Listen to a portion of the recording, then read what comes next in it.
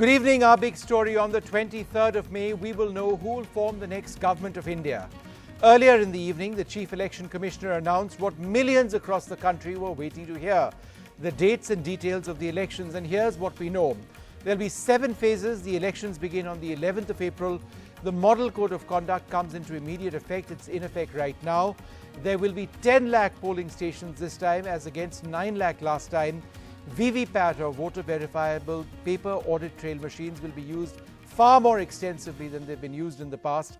The dates for the phases are the April the 11th, that's the first phase, 18th, 23rd and 29th of April. Then it moves on to May 6th, 12th, and then the last phase on the 19th of May.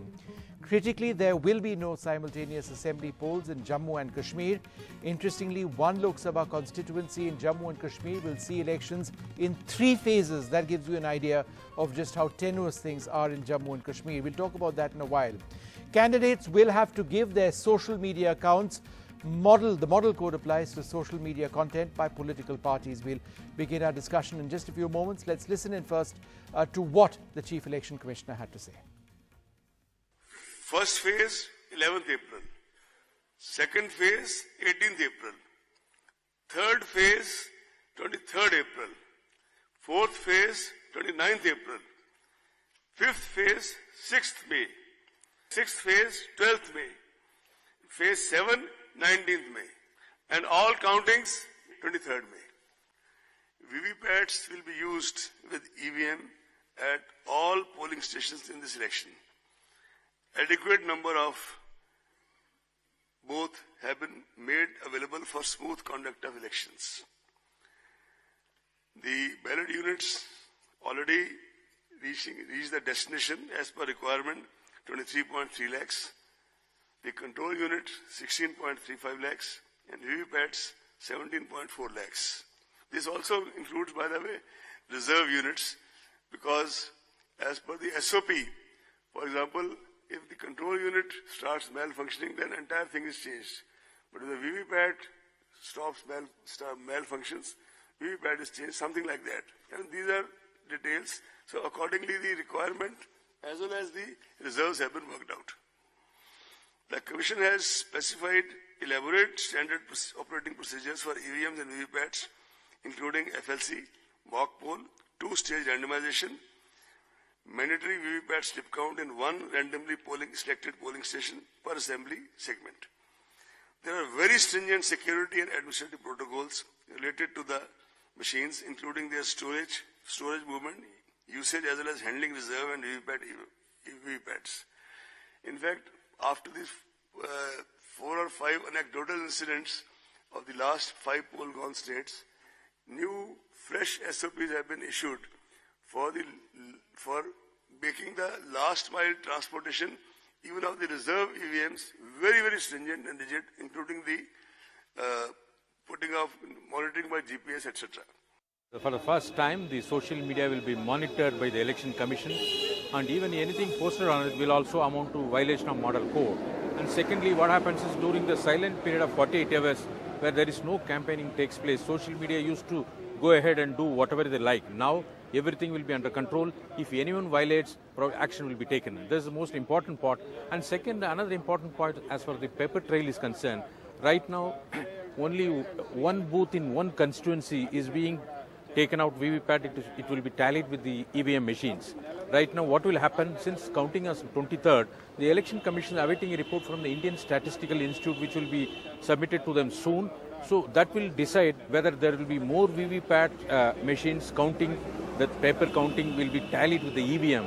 Recently, few political opposition parties met the Election Commission, said that you are doing only one, at least 10 to 20% VVPAT should be counted or tallied with the EVM. So at that point, probably before, within a month or so, the Election Commission will decide.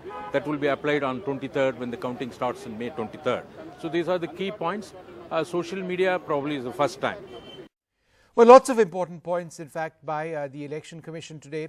One of the key points which was, in fact, discussed was this dramatic rise in the number of young voters in the country. 8 crore young voters who are eligible now to vote. Joining us, Chandra Bose of the BJP, Mohammad Khan of the Congress Party, and Sagarika Ghosh joins us as well. Mr. Bose, let me come to you first. 8 crore new voters in the fold. That's a huge number. As the BJP looks at these numbers, do you believe that the main theme for them will be jobs, getting into the market, finding a job for themselves, or do you believe that they would be swayed by the rhetoric that we've seen post Pulwama and the Balakot attacks? Well, I think the youth of our nation, they are the future, and as you have stated, the majority youth segment would play a significant role in the coming Lok Sabha polls.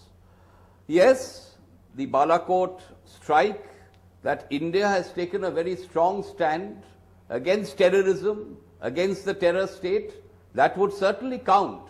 But infrastructural development, job creation, I think would be one of the crucial factors and critical issues for the coming Lok Sabha elections. And today the NDA government under the leadership of Narendra Modi ji is on a development plank. We want to create jobs, infrastructural development, core sector industry, steel, cement and automobile would definitely get but you aren't answering my question directly. Do you believe that the primary issue for this 8 crore young voter will be the issue of jobs? Some would say the lack of jobs in this country.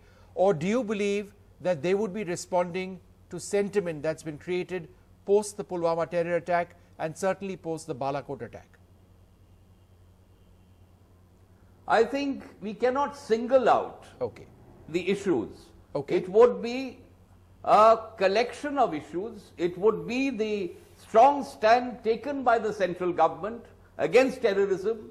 It would also mean the future of the youth would depend on creation of jobs. Okay, fair enough. That is also an important factor. Fair enough. I just want to get a view on this. The youth would take a holistic approach. All right, fair enough. Mohammad Khan, how has the Pulwama Balakot scenario changed your planning in the Congress? Well, it hasn't. To be honest with you, the truth is the anger against Mr. Modi is very, very deep rooted. And that is something that they know as well. And Mr. Vishnu, you can see that over the last 1 month particularly, especially since February 14th, the BJP has been trying very hard to divert the narrative from their original topic of Achhe Din and accountability to the people to one of fanning sentiment, fueling this empty rhetoric and this chest-thumping nationalism, etc. They're desperate about putting this agenda on the forefront. No, we aren't. We're trying to bring the agenda back, and I think we're succeeding because what they don't realize, and I think it's best expressed as someone said, इनके खिलाफ जो बुनियादी गुस्सा है वो बहुत फैल चुका है. And I'll give you an example. In Rajasthan, Chhattisgarh and Madhya Pradesh, 80% of the rallies Mr. Modi addressed were very well attended. You know, they would boast of lakhs of followers, huge turnouts, etc. And yet, in 80% of those seats, they lost because the anger is something they couldn't understand. They haven't been able to grasp their heads around why their tenure has been so abysmal. They failed on the economic front. I'll give you another example very quickly because this hasn't changed your calculation. No, because आप ज़मीन पे जब जाते हैं, but then why do you react to Amit Shah when he comes up with these numbers? Because aren't you therefore playing into exactly what the BJP wants you to play into? That's interesting. And national security is very much their trump card, right? It's a game which a lot of people would say they can handle much better than, say, the Congress or the opposition. Or they're shameless enough to try and utilize it for personal gain, is how I would put it. But look at this. Week 1 from February 14th to the strikes, we stand with them. After the strikes, we are the first to congratulate them, we stand with them. Amit Shah comes out. He gives a statement that is in direct contradiction to Dhanwa Saab's statement. Dhanwa Saab ka bayan sara aankhon pe. The 3 chiefs of army staff, unka bayan sara aankhon pe. We stood with them. Many of my spokespersons I saw in your debates stood with the government. It is only when Amit Shah comes out and gives a figure, then are we not entitled to ask him? Yes, of course, are we not entitled to ask you as a president of a political party and not being a member of the Cabinet Committee on Security, how can you arrive at this figure? You are accountable and therefore you must answer. So that was the limited point and the nuance which we were trying to Shagurika, how have things changed? Vishnu, muscular nationalism, belligerent nationalism, Pakistan as bogeyman is the BJP's natural terrain. This is where the BJP is strong, and Mr. Modi particularly prides himself on that USP as being the macho nationalist figure.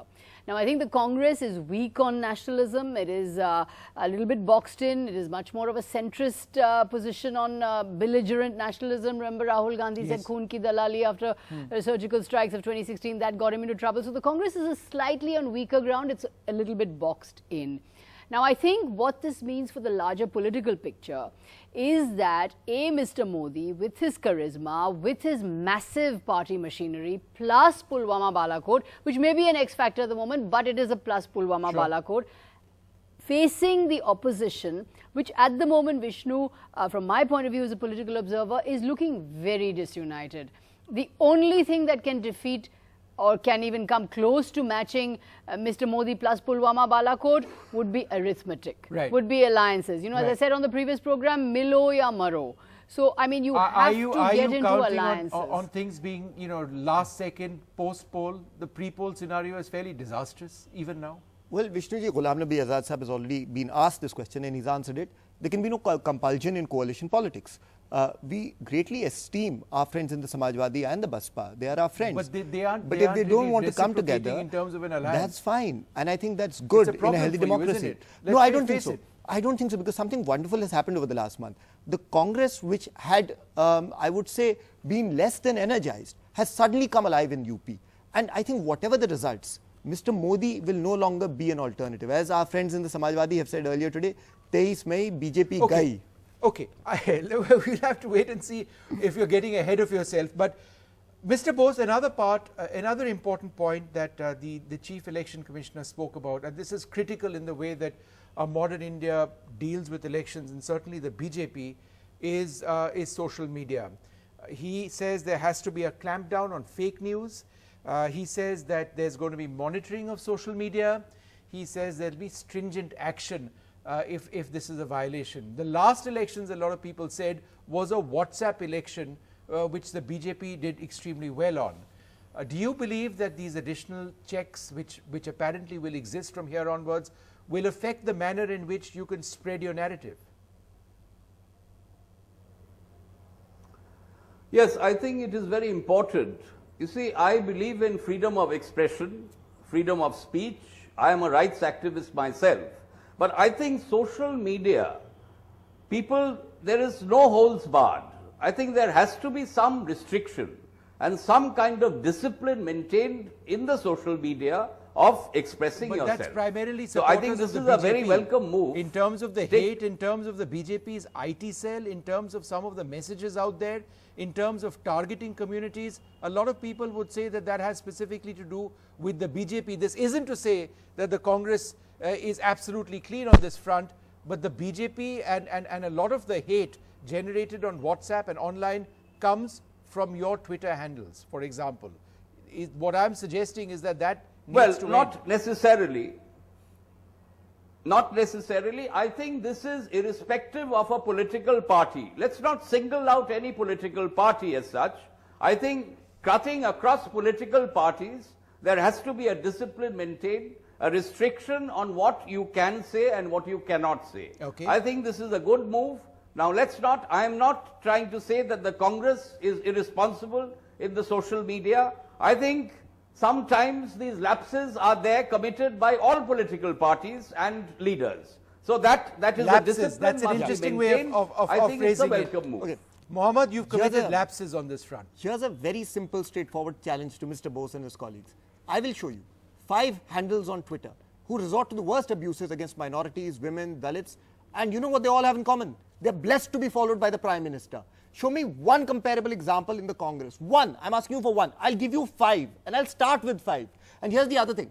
You people have used social media in such a vulgar fashion that propaganda and misinformation seems to be entirely one-sided. There's a reason why Vishnu and everyone who covers this space knows that you people are to blame. I'll tell you why. Because the overwhelming number of messages and propaganda that is available seems to benefit your party, seems to advance the interests of your party, seems to advance your political messaging. And I'll say one more thing very quickly. Ma'am said that the Congress seems to be boxed in when it comes to nationalism. I respectfully disagree. I would paraphrase it by saying we are secure in our nationalism. We are the party that has stood for an idea of India long before these people existed. Okay. Long before these people discovered You their are the party of allegiance the to 1971 Sardar Patel. war. Yes, exactly. We're the But party that I don't united want, two I don't parts want of both of you Pakistan. to be talking on this. So I'll we are let's very focus on secure this about social that, media. unlike these people who've discovered But it you know, recently. Vishnu, I I just take want your to say point, one yes. thing. On social that media. on social media, you see, let's face it, even on Pulwama Balakot, the international media is coming up with report after report after Yes. report, you know, raising various legitimate questions Yes. about the operation. Now, what's happening, and this is again, you know, what you were saying to Mr. Chandra Bose, the fact is, it's the BJP handles that are regarding any kind of questioning as anti-national, Deshdrohi, Pakistani, so, you know, it can't, the burden of being careful can't just come on one No, but side. I think it can't just be on one I side, it has to understand be that, on but the just, other side just to also. look at the micro issue, the specific issue on what the Yeah. election commissioner said that he would need to do. The fact of the matter is neither Facebook nor Twitter nor WhatsApp have been exactly forthcoming in wanting to come and shut down a lot of the hate. A lot of the They measures, haven't. a lot of the No, measures but they've what I'm taken saying are is very legitimate half-hearted. questions should Maybe not they be can't. shut down. Maybe they can't. That's a Yeah. separate issue. Maybe there's a technology issue. But a lot of people would say they've not Yes. done enough. Yes. With this reality in mind, do you believe that anything the Election Commission wants to do can be achieved? It should be, but it should be even-handed. Should be how? It can't you be. see, the My thing argument, is, that's my argument, Well, that it I mean, can't be. I also don't think it can be. But what I'm saying is that at the moment it's very kind of one-sided. You know, one side gets away with saying you're a Deshdrohi, you're an anti-national, you're a traitor, you're asking questions, and the other side is immune from all criticism because apparently they're the Understood, nationalists. but that's the way it's been structured. But, Yeah, that's it the way it's depends on- structured. But I just feel that, you know, it's impossible to police social media. No, you can't. Yeah. And also this restriction of campaigning, even that 48 hours before voting, campaigning has to come to an end, makes no sense when there's social Mohammed, media which 30 is seconds campaigning and all then the we take a time. break. Yeah. Based on my experiences with the Election Commission, one of the problems that we encountered was that there was no law prior to this. There was no executive order or circular that we could invoke and say, look, this has been violated. And that was where the Election Commission's hands were tied. With this new direction, it opens up a whole new field for us when we raise complaints to say, look, this is what has been violated. But Vishnu, you go back to a fundamental question. Do not command what you cannot enforce.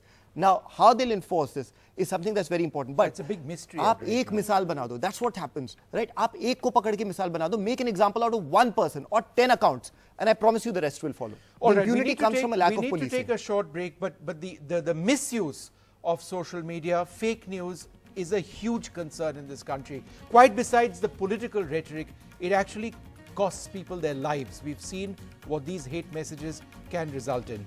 We're completely out of time. I'd like to thank all of you very much for joining us. An important day. It's going to be really hectic here onwards with the election dates now being announced.